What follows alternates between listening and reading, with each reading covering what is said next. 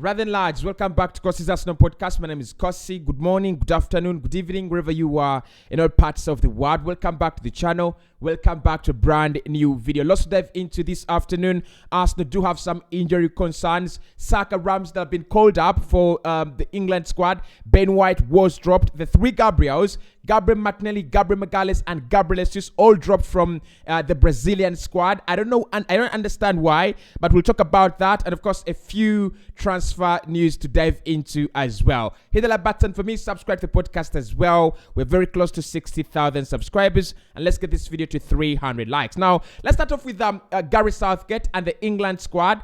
He called up Saka. He also called up Aaron Ramsdale. I think Saka is well-deserved his call-up. If you look at all the other, right wingers around England, no one has really performed better than him. Yes, he's had a slow start to the campaign, but Jadon Sancho, Jack Grealish, Jared Bowen have all started very slowly, and that is why Saka has been called up, in my opinion. Ramsdale has also been called up. I think he's really earned it as well. He's one of the best goalkeepers now in the UK and also in the Premier League. However, what was surprising before is Ben White, who has been in fine form for Arsenal, playing at right back and centre back as well, has been dropped by Gary Southgate. But today, news coming in from inside sources indicates that Ben White is actually suffering from a thigh injury and a knee injury. Now that doesn't really look very good for Arsenal. Of course, it's one of the main, it's one of the main parts of that back four or back five, depending on what Mikel Arteta decides to set out. He's been playing at right back, but predominantly helping us play in a back three system whenever we are in possession. So news coming in, he will be missing the Brentford game. He has a knee injury and a thigh injury. Now, look, I only don't understand how you pick up a knee injury and a thigh injury, but that is what Ben is suffering from. So don't expect him to see. I don't expect to see him in the Brentford game. He will be unfit. Alexander Zinchenko is another player that will be unfit for the Brentford game. He has actually picked up an injury in training. It's a calf injury, and it's gonna see him at least see him out for at least 2 weeks. That has been confirmed. So we are waiting for Mikel Arteta today in his press conference to give us results of the scans and much more about these injuries. But Alexander Zinchenko is going to be a big blow for us against Brentford. Yesterday I talked about Brentford, how they play, how they set up, and how you can beat them. You need the likes of Zinchenko, you need the likes of Ben White, you need your best 11 first and foremost if you're going to play Brentford. They're not suffering from any injuries, otherwise I should have known. So a team like Brentford, well rested, they don't have so many injuries. You don't want to face them with two of your best players at fullback injured. But of course, I think with Ben White, we can easily cover his absence with Takehiro Tomiyasu. The problem is going to be Alexander Zinchenko. Kieran Tierney is not in fine form, and I don't think he can actually give us what Alexander Zinchenko gives us, especially in that inverted fullback position. Look, I love these international breaks because they just give some players time to rest. But that is the problem with international break. That's the problem with players going out and having so many games. Because if you look at Zinchenko, he's so important for Ukraine. He's so important for Arsenal. He's gonna have we're gonna have an international break. You don't know how many players are going to come back injured. So it's the UEFA Nations League. For me, UEFA and FIFA should be coordinating.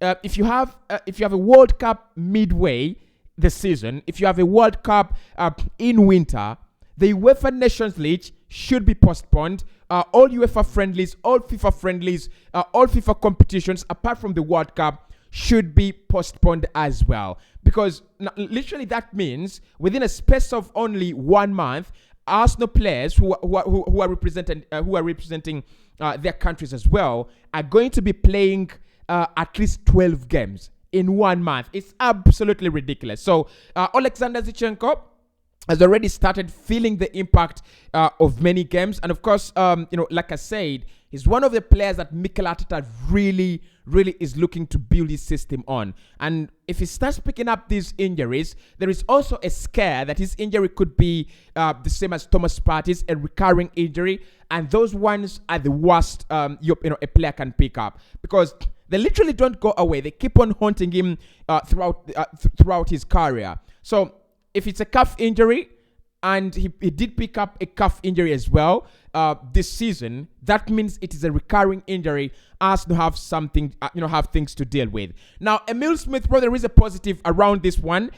He's not suffering from an injury. He's actually suffering from a groin injury, which is more of a natural development. It comes in when a player is growing, and he also suffered the same injury at RB Leipzig. So there is a positive that Emil Smith-Rowe could actually come back sooner or later, or as soon as possible. So the injury is not serious, as it was reported in the first instance. Now, the 3 Gabriels have been dropped for the Brazilian squad: Gabriel Magalhães, Gabriel Martinelli, and Gabriel Jesus. Now, the strikers that were called on for Brazil, I think Roberto Firmino was called on, and Richarlison. Those are the 2 strikers that were called for Brazil. Gabriel Jesus was dropped. Now, I won't hide my feelings. I don't understand this. However much I try to reason with the manager on Gabriel Martinelli and probably Gabriel Magalhães. With Gabriel Jesus, I don't understand how you can drop a player that has made a switch to Arsenal and has started playing as a number 9 and has actually done very, very well. Actually, I'm so disappointed. I thought this was a time when he was going to get more Brazilian call-ups and was going to get that kind of assurance that he's going to be starting every game.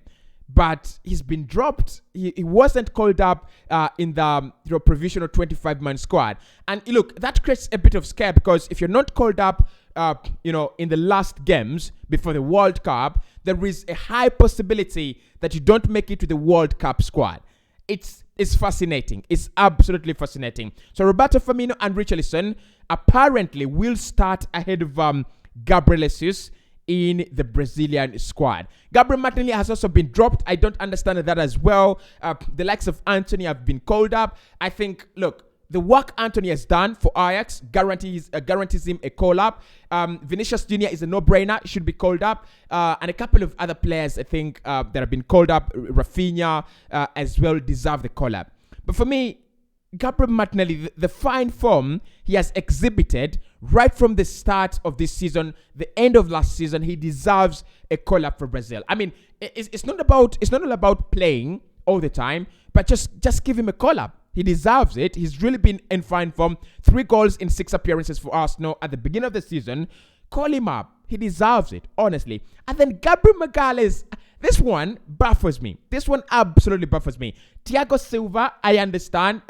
He's not been in fine form, but he's one of the most experienced players Brazil have. Of course, I think he could be captain as well. So he's undroppable. Marquinhos as well at PSG is undroppable as well.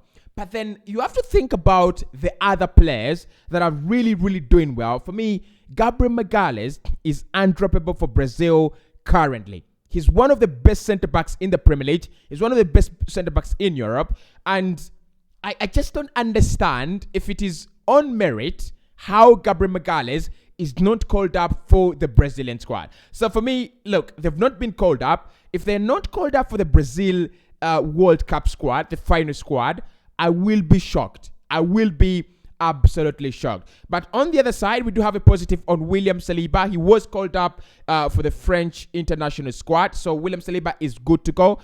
Called up with France. And of course, the prerequisite for him to sign a new contract with Arsenal was, I want to come at Arsenal. I want to come back at Arsenal, but I need to have the game time and have the reassurance that I will be called up for the World Cup, and I will be able to make it to the final France squad. And of course, to do that, you need the game time. He has received the game time. He's been doing very, very well, and he deserves the call up 100%. So Saliba called up. Ben White dropped due to injury. I think that is clear now. Alexander Zinchenko has also picked up an injury as well. That is clear. And the 3 Gabriels not being called up is an absolute travesty. I don't understand how it happened, but it did happen. Now, in the other news, Arsenal do have a boost on Moises Caicedo. So Brighton apparently will be listening to offers for Moises Caicedo from Premier League clubs and all the clubs that are interested in January or even in the summer. Liverpool, Chelsea, Arsenal, Man United are all looking to sign Moises Caicedo. He's a very, very fine defensive midfielder. For anyone looking for a defensive midfielder, I think Moises Caicedo is one to look up to. Look, the problem with this deal is the timing.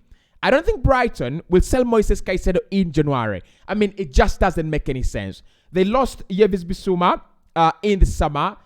Losing Moises Caicedo in January is poor planning. But of course, with the gaffer now away, with Graham Potter now at Chelsea, there is nothing standing in the way between selling the players they deem are worth a lot of cash. So around £45 million is what they will be asking for. The player is ready to make a move. He has already said, if it is Chelsea, Chelsea's a big club, and I'll be very, very happy to move there. If it is Arsenal, if it is Liverpool, all these clubs, all these big clubs being interested in you is something big. So, look, I want to say Moises Caicedo will move in January, but I'm not 100% sure on that. But one thing I'm 100% sure on is Graham Potter is going to try to sign Moises Caicedo in the summer. He will try to get him. Look, he's been a very integral part of that Brighton side, and I think this is where Chelsea have an upper hand on Caicedo. They have the manager. They have his ex manager in Graham Potter. Similar to Lisandro Martinez and Eric Ten Hag. Players would love to sign for their previous managers, and the fact that he will be going to Chelsea, a bigger side, a side with bigger ambitions. They have UEFA Champions League as well. That depends if they're still in the UEFA Champions League in January. They do have a bigger chance. But if there is a small chance that Caicedo signs for Arsenal, if there is a small window that Arsenal can get Moises Caicedo, get that deal done. He's one of the finest defensive midfielders for me in the Premier League, and it's just getting better. He's only 21 years of age.